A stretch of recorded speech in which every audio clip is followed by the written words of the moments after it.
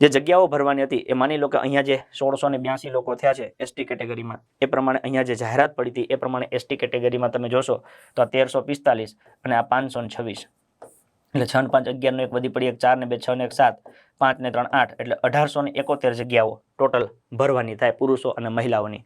એ પ્રમાણે ટોટલ અહીંયા 1682 લોકો પાસ થયા છે. આ ડબલ કરી લીધા છે, તોય ડબલ કર્યા પછી તે સંખ્યા 1682 છે. ઓકે, જોઈને તમને એટલી તો ખબર પડે કે પૂરેપૂરી જગ્યા ભરાતી નથી. તો માની લો કે કદાચ આમાં આપણે જોવા જઈએ તો લગભગ આપણને 11 માંથી 2 ગયા એટલે 9 ને 16 માંથી 8 ગયા એટલે 8, 17 માંથી 189 જેટલી જગ્યાઓ લગભગ મારા ખ્યાલ પ્રમાણે બાકી કદાચ રહી શકે છે આ ડિજિટ જોતા. બાકી ભગવાન કરે જો ભરી ગયા તો કોઈ પ્રશ્ન નથી. આની પહેલા સીસીઈમાં આપણે જોયું 247 માંથી માત્ર 90 ભરાઈ, 157 જગ્યા બાકી રહી ગઈ. તો શું પર્ટિક્યુલર કોઈ એક સમાજને ટાર્ગેટ કરવામાં આવે છે, અથવા તો એવું કેમ સમજવામાં નથી આવતું કે દર પરીક્ષામાં આ એક સમાજ છે એ જોઈએ એ પ્રમાણે ક્રાઇટેરિયા પહોંચી શકતો નથી, તો આપણે ક્રાઇટેરિયામાં ફેરફાર કરી દઈએ જેથી કરીને જગ્યાઓ ભરાઈ જાય, અથવા આપણે પેપર એ પ્રમાણે સેટ કરીએ કે ભાઈ જે આપણો મિનિમમ ક્રાઇટેરિયા છે એ લોકો સેટ કરી શકે. જો 10મા 12માં 35% લાવવાનો નિયમ હોય છે, પણ એમાં સામે સિલેબસ નક્કી હોય છે. ચોપડાની બહાર પ્રશ્ન પૂછાય તો પ્રશ્ન રદ કરવામાં આવે છે, એવો નિયમ છે. સ્પર્ધાત્મક પરીક્ષામાં કોઈ ચોપડા નથી, સિલેબસ લખે છે કાંઈક, પૂછે છે કાંઈક, અને એ પાછી અપેક્ષા આ બધું કરવા પછી છેલ્લે અપેક્ષા આવી રાખો તો એ અપેક્ષા લગભગ આ જન્મમાં ક્યારે પૂરી ન થાય. ઘણા બધા પ્રશ્નો છે, ઘણી બધી પીડા છે, પણ એની ચર્ચાની ચિંતા અત્યારે ન કરતા. ઓકે, એક્સ આર્મી મેનની જગ્યાઓ નહીં ભરાય, માત્ર 1200 ની સામે 27 જગ્યા ભરાશે.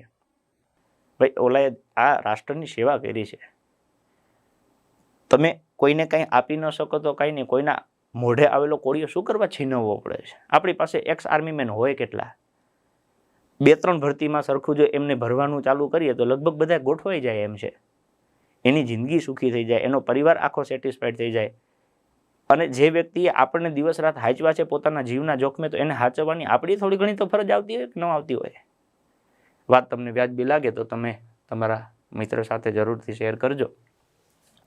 એસટીની જગ્યાઓ નહીં ભરાય એવું આ લિસ્ટ ઉપરથી આપણને લાગે છે, એટલે જે તે વ્યક્તિને લાગુ પડતું હોય એ લોકો એમાં હજી કંઈ થઈ શકે એવી કંઈ ગુંજાઈશ હોય. મને ભણાવવાનો અનુભવ છે, અત્યાર સુધીની ભરતી પ્રક્રિયાઓ જે થઈ છે એનો અનુભવ છે, પણ આવી માથાકૂટોમાં શું કરી શકાય એનો હજી મને પ્રેક્ટિકલ અનુભવ નથી.